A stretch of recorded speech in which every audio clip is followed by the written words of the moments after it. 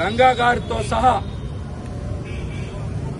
దశాబ్దాలుగా కాపు సామాజిక వర్గం పోరాటం చేస్తున్న రిజర్వేషన్ల అంశం మీద వారి కుమారుడు ఇంతవరకు ఒక్క మాట కూడా మాట్లాడట్లేదు. విగ్రహావిష్కరణలు చేస్తూ వారసుడిని నేనే అని మాట్లాడుకునేటువంటి రాధా గారు రంగా గారి ఆశయాల అమలు వచ్చినప్పుడు మాత్రం తల పక్కకు తిప్పుకుంటా ఉన్నారు.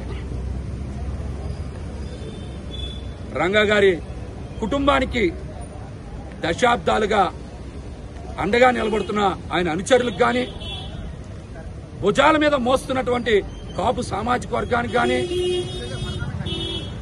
తోడుగా ఉంటున్న బడుగు బలహీన వర్గాలకు గాని రంగా గారి కొడుకు రాధా గారి ఆలోచన మాత్రం అర్థం కావట్లేదు.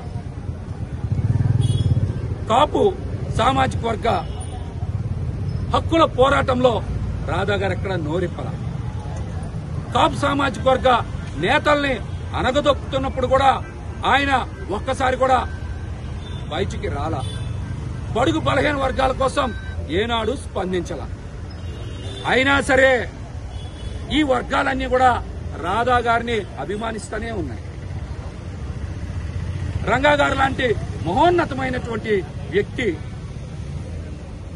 ప్రాణాలను సైతం లెక్క చేయకుండా ప్రజా సమస్యల కోసం పోరాటం చేశారు.